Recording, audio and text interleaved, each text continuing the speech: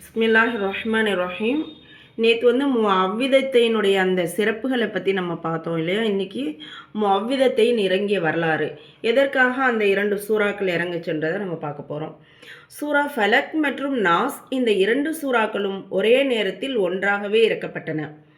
ஹதீஸ்களில் இந்த சம்பவம் எவ்வாறுள்ளதென்றால், லுபைத் பின் அசம் என்ற ஒரு யஹூதி நபி ஸல்லல்லாஹு அலைஹி வஸல்லம் அவர்களின் மீது செய்வினை செய்துவிட்டான். மேலும் எப்பொருட்களால் அவள் செய்வினை செய்தானோ அப்பொருட்களை ஒரு பேரித்த மர குலையில் வைத்து ஒரு கிணற்றில் உள்ள பாறைக்குள் கீழாக வைத்து விட்டான். இந்த செய்வினையின் காரணமாக நபி ஸல்லல்லாஹு அலைஹி வஸல்லம் அவர்கள் நோய்வாய்ப்பட்டார்கள். சில வேளைகளில் செய்யாத காரியங்களை செய்துவிட்டதாக கருதி கொள்வார்கள், ஆனால் அக்காரியத்தை செய்து இருக்க மாட்டார்கள். இந்த நிலை சுமார் 6 மாத காலங்கள் ஏற்பட்டு கொண்டிருந்தது. இது சூனியத்தின் பாதிப்பு என்று யாருக்கும் தெரியாது.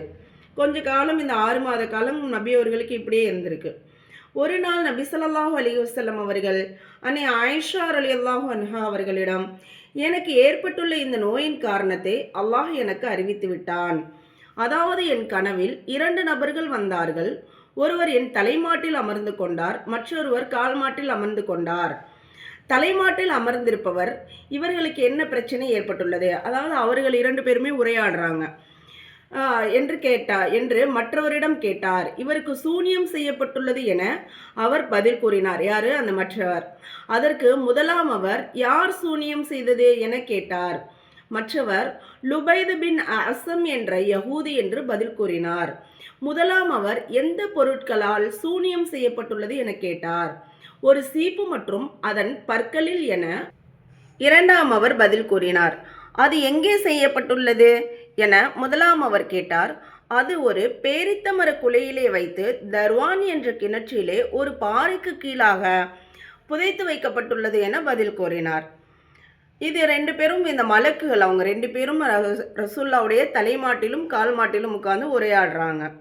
நபி ஸல்லல்லாஹு அலைஹி வஸல்லம் அவர்கள் விழித்தெழுந்தவுடன் ஹஜ்ரத் ஆயிஷா ரலியல்லாஹு அன்ஹா அவர்களிடம், ஆயிஷாவே, எனக்கு என்ன பிரச்சனை ஏற்பட்டுள்ளது என அல்லாஹ் எனக்கு காண்பித்து விட்டான் என கூறினார்கள்.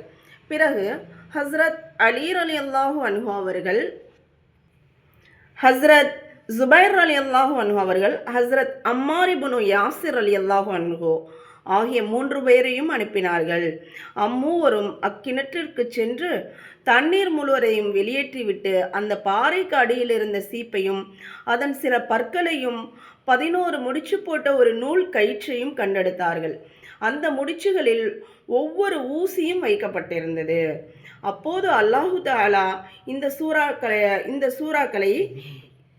2 சூறாக்களையும் இறக்கி அருளினான். நபி அவர்கள் ஒவ்வொரு ஆயத்தாக ஓதி அதன் ஒவ்வொரு முடிச்சையும் அவிழ்த்தார்கள். அத்துடன் இந்த துஆவையும் தன் மீது ஓதி ஊதிக்கொண்டார்கள். பிஸ்மில்லாஹி அர்கீக மின் குல்லி ஷைஇன் யுஅதீக வ மின் ஹாசிதின் வ ஐனின் அல்லாஹு யஷ்ஃபீக. சஹாபாக்கள் கேட்குறாங்க நபி அவர்களிடம், இந்த மாதிரி ரசூல்லாவுக்கு பிரச்சனை ஏற்பட்டதுனால சஹாபாக்களுக்கு ஒரு விதமான கோபம். அவங்க கேட்குறாங்க நபி அவர்களிடம், யா ரசூலுல்லாஹ், நாங்கள் அந்த கொடியவனை அழித்து விடட்டுமா என கேட்டார்கள்.